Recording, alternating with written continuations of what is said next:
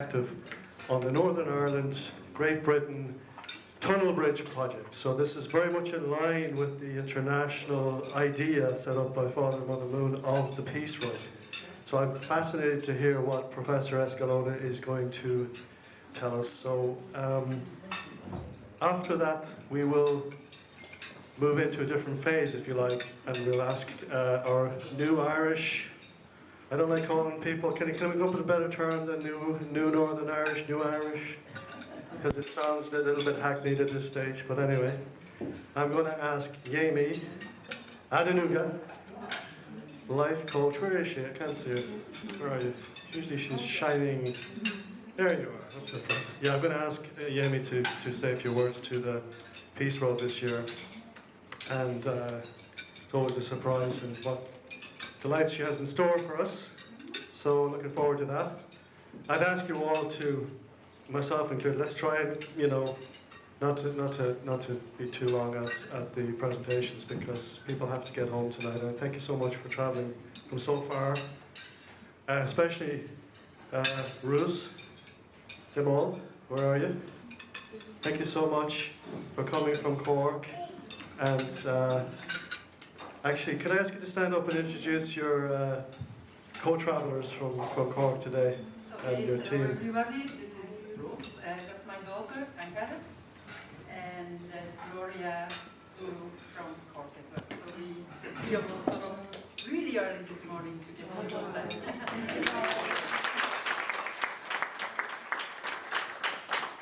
So Ruth is the co-founder and CEO of International Community Dynamics, and she'll give an overview of her work, and I'm so grateful that she came today, made such an effort. And so then we'll have a little break for tea, coffee, so I'd ask you just to get your teas and coffees, come back into the room, get yourself settled, and we will kick off with the final part of our program, which is the Principles of Peace, Q&A and appointment of new peace ambassadors. So Dr. David Hanna will give us some nuggets of wisdom and overview of the principles of peace.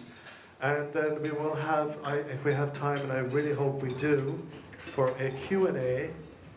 And I'd ask you all to take notes. If you have a question, please write it down, because in the interest of time, it would be nice if you have maybe just give it to the top table there, and we can put that to, we'll ask the speakers just to sit down at the front here in chairs, and we can put the questions to the speakers if we have time. So please make a note of your question so that we can do that, dispense with that quickly. So afterwards then we will present the new ambassadors of peace. We have 4 new ambassadors of peace receiving awards today, and we will do that and have a group photo. So thank you for the group photo earlier in Stormont. That was really nice, actually. So I'll start off with my opening address.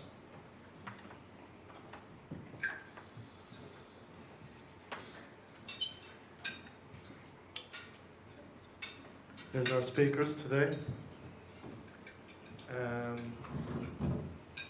So it's celebrating 25 years of the Good Friday or Belfast Agreement. So this year marks a remarkable moment in Belfast history. It's difficult to fathom that Northern Ireland can be described as post-conflict today. For nearly half a century, from 1968 to 1993, it was ravaged by what some euphemistically term the Troubles. However, since the signing of the GFA in '98, Northern Ireland has undergone a transformative journey. And the GFA has shifted perceptions, turning a region once synonymous with conflict into a place teeming with new hope and opportunity.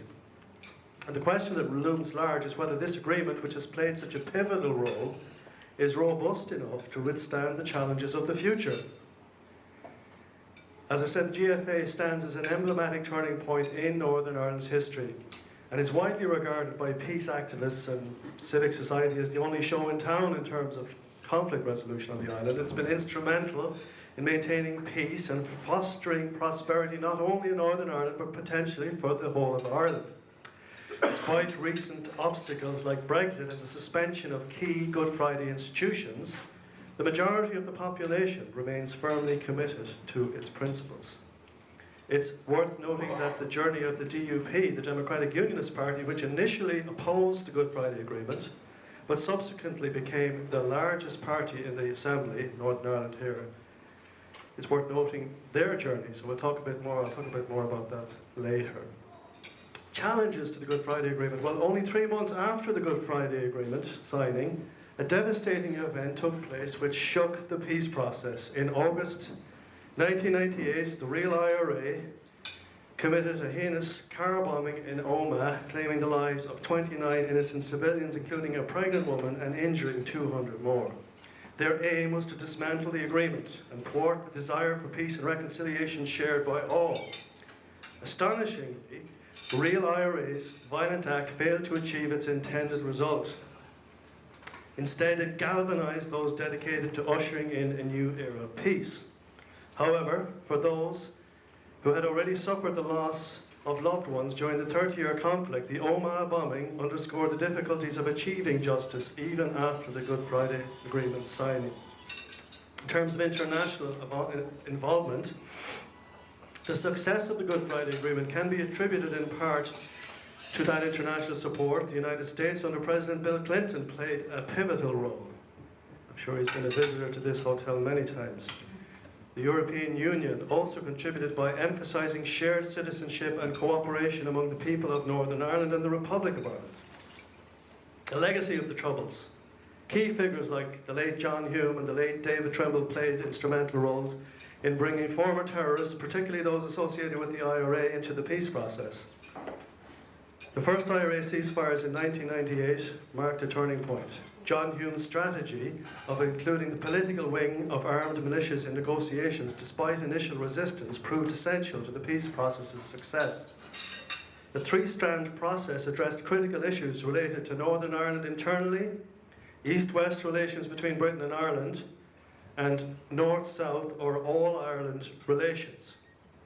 This comprehensive approach significantly contributed to the agreement's success. Arguments for Irish unification.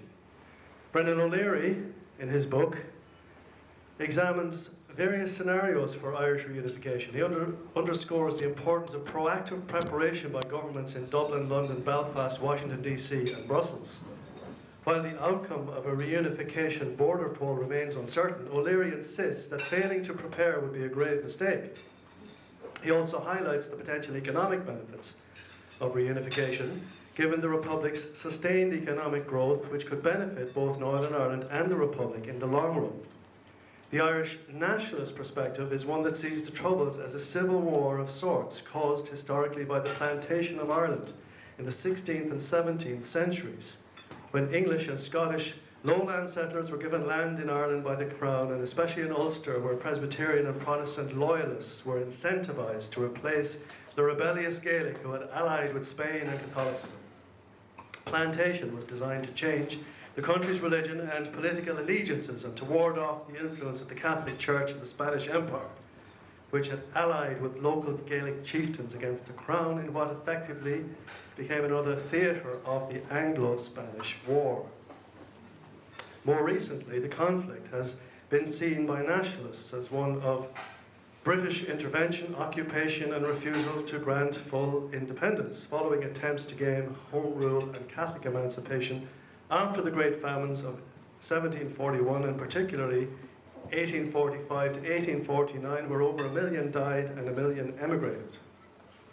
The GFA heralded a new era of unprecedented warming of relations between Britain and Ireland, and although it followed a modern tradition of cooperation between Irish and British diplomats, civil servants and politicians based on earlier breakthroughs by previous administrations, notably those of Prime Minister John Major and Taoiseach Albert Reynolds, who agreed to the Downing Street Declaration in 1993. Both governments had been striving to bring an end to the Troubles in Ireland and establish a sustainable peace process, one that could give parity of esteem to both sides, where all could build a viable Northern Ireland that could be a good neighbour to the Republic in the south. Ultimately, however, it took a confluence of fortuitous circumstances in the 1990s, where all the stars aligned as British Prime Minister was elected in the UK in the guise of Tony Blair, who saw Northern Ireland as a priority and had a kindred spirit here in Ireland with in the Republic with Bertie Ahern as the Taoiseach. The two men were to go above and beyond the call of duty in terms of the time and investment that they put into achieving the GFA in 1998. Blair had spent his childhood holidays in Donegal in the Republic, his grandmother being from there, and he attributes his interest to this connection and his enthusiasm in part to his inexperience and that he was new to government and had no expectation of failure, despite many commentators, civil servants and party colleagues advising him not to get too invested in Northern Ireland due to the lack of hope that any sort of progress could be made on the issue. Ahern, for his part, famously left early from his mother's funeral in the middle of negotiations to fly back to Belfast. Such was his commitment and determination to get it over the line for that historic Good Friday of 1998, just over 25 years ago. So, this would be an agreement that would tackle the historic injustice and mistreatment of what was considered the second-class citizens, the Catholics, I guess, largely nationalist population, which, although still a minority in the 1990s, would have become a majority today. There would be reform of a slight majority.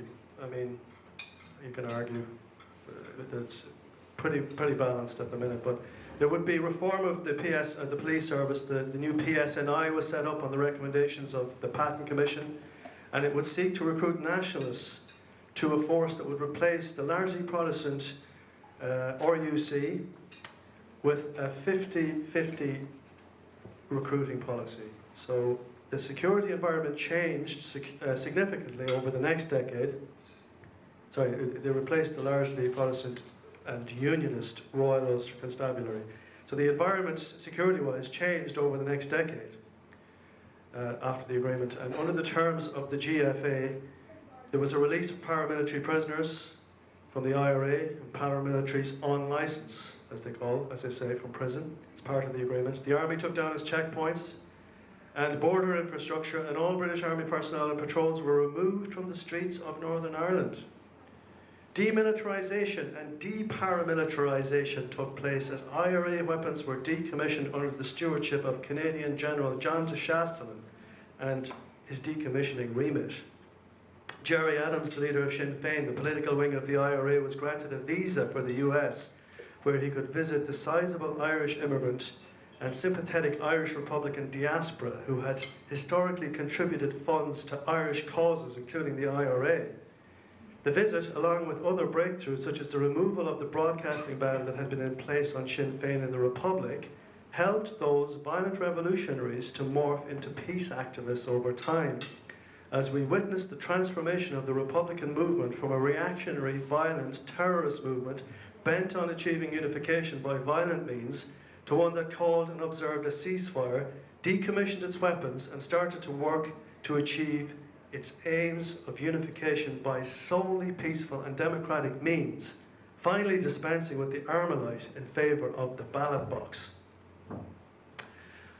IRA leaders, Adams and future Deputy First Minister, the late Martin McGuinness, believed to be a former IRA Chief of Staff, deserved much credit for being able to bring the hard-men IRA terrorists and prisoners with them to the new dispensation of political settlement.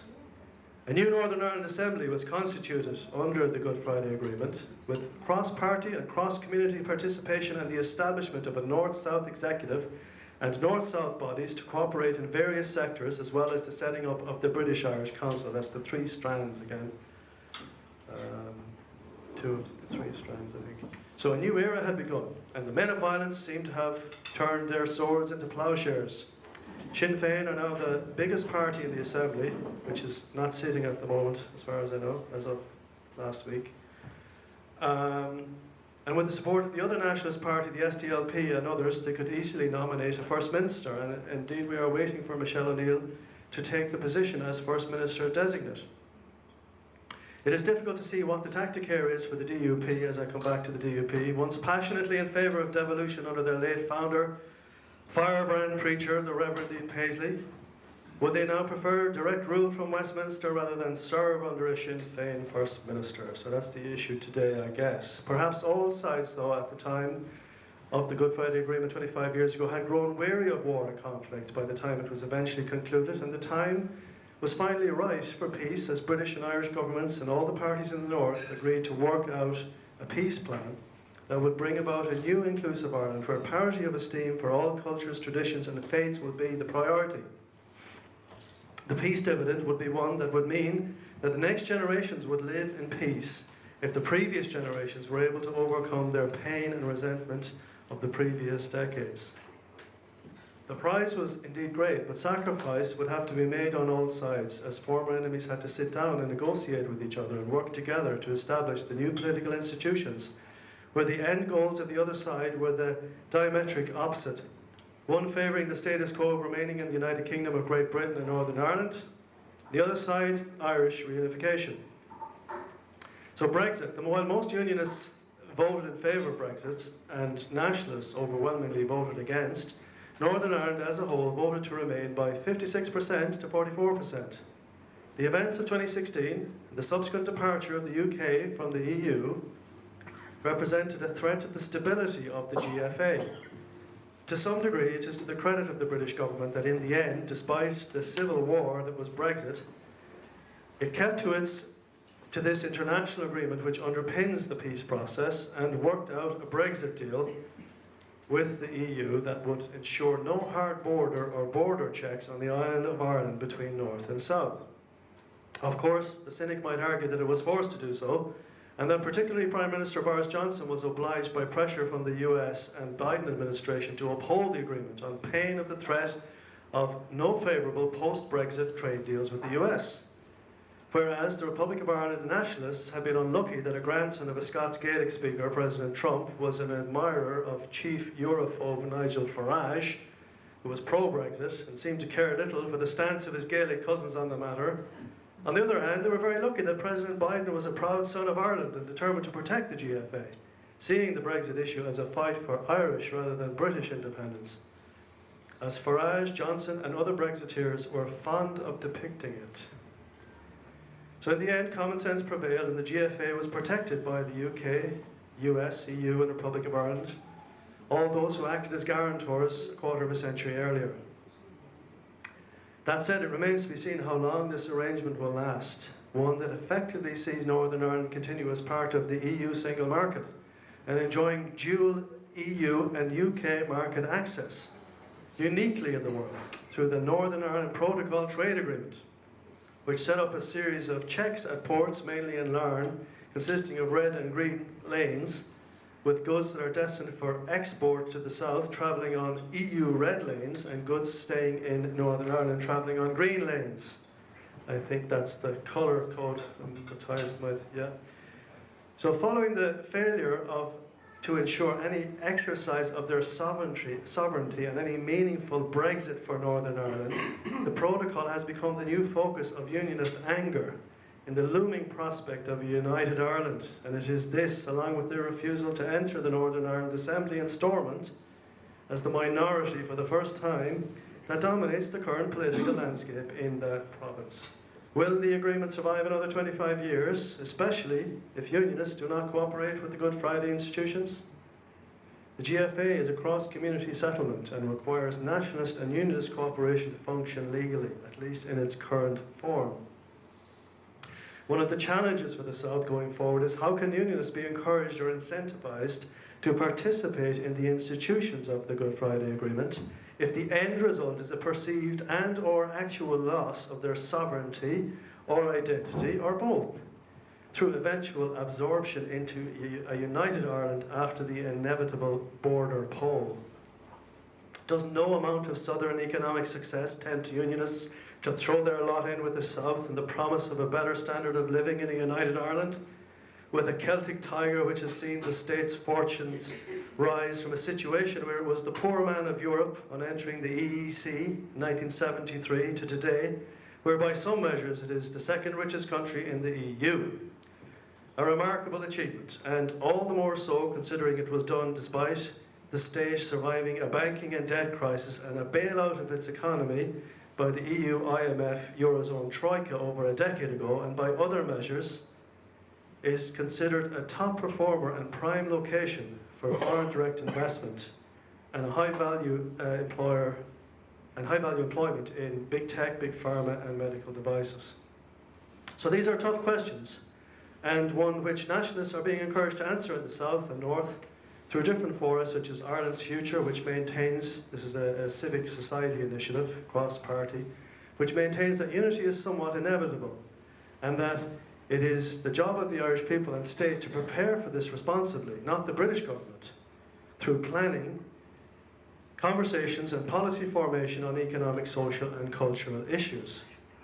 Although crucially, it does argue that due to the GFA being a peace agreement in territory where sovereignty is disputed, the British government should not interfere with this process as it did in the Scottish referendum in 2014, campaigning with Better Together as its slogan and narrowly winning that vote. So this is Ireland's Future argue that there should be interference.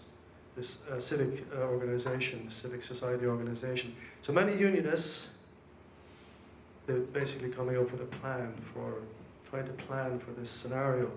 Many unionists invariably feel that no matter how economically successful the modern Republic of Ireland is, they will do all in their power to ensure that the motherland does not cast them aside, regardless of any international agreements or commitments, and hoping that security will take priority over democracy, even if that means a return to violence.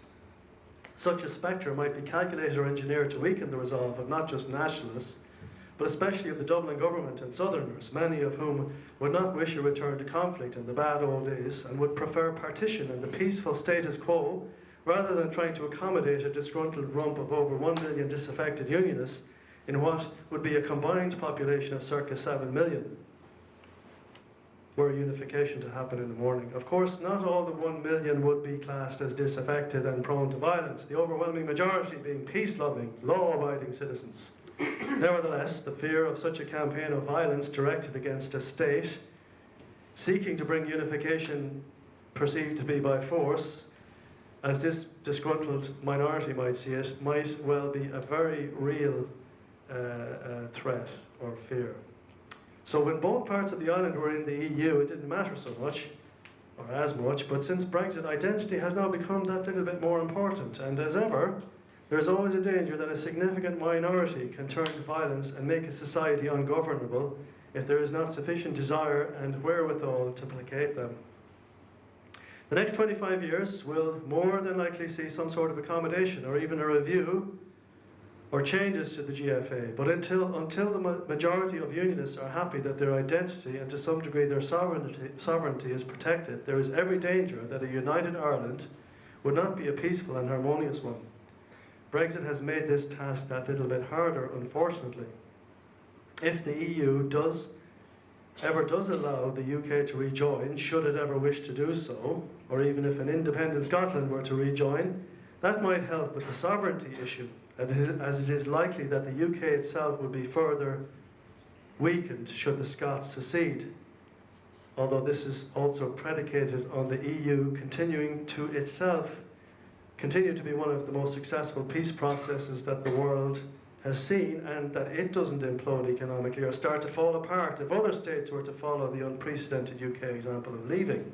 The EU is, after all, a co-creator or co-guarantor of the Northern Ireland it's a co-creator of the Northern Ireland Protocol, and now faces the challenge of continuing to act as guarantor of the GFA for Northern Ireland, even though its Charter of Fundamental Rights no longer applies here post-Brexit. Is that true? So although we have seen unprecedented cooperation in the last 25 years, probably encapsulated no better than by the symbol of the Chuckle Brothers, as they became known, that Sinn Féin's Martin McGuinness and the DUP's Reverend Ian Paisley were able to work together so well as Deputy First and First Minister is testament to their skills as politicians and a recognition that all sides had grown weary of conflict. And that in fact, when most people in Northern Ireland sat down to talk to those of the other side, they realised that in many ways there was so much that they admired and liked about each other, and that as human beings we're not so different. Maybe in the future, Carson's statue, which we saw over there, Stormont, will be complemented by a statue of the Chuckle Brothers sitting down, sharing a laugh. Now, wouldn't that be a powerful image for a new Northern Ireland? But what future will Northern Ireland have for those who believe in the family and who are passionate about faith? Will they be relegated to the past, discredited as part of the backward sectarianism which fueled the orange-green nationalist unionist blood-soaked conflict. So if Stormont is to represent anything, surely it is the restoration of normal bread-and-butter politics, the mundane things of healthcare and energy costs. If it is to be relevant in shaping the future of Northern Ireland, whether it remains part of the UK or perhaps in time becomes part of a federal arrangement with the Republic of Ireland, or even stays in both or in some sort of joint authority, I believe that it will be, to paraphrase, and I'm sorry if it wasn't Seamus Mann who said this, it will be a cold house for people of faith unless politicians with integrity are willing to cross party and tribal lines and work for pro-family, pro-life and pro-religious liberty rights, policies and causes, even if that means that the tribe loses a seat to the other side. Surely the cause of Ireland and the cause of Ulster should be one and the same for people of good conscience, be they green or orange, or New Irish / Northern Irish. The only way I believe that those who are passionate about faith and family can survive a culture war in a climate of heightened humanism and atheism is by working together to continue to build a united Ireland, not in the political sense, but one where every child can aspire to receiving the love of a father and a mother, and where freedom of faith is protected and exercised responsibly. Thank you very much.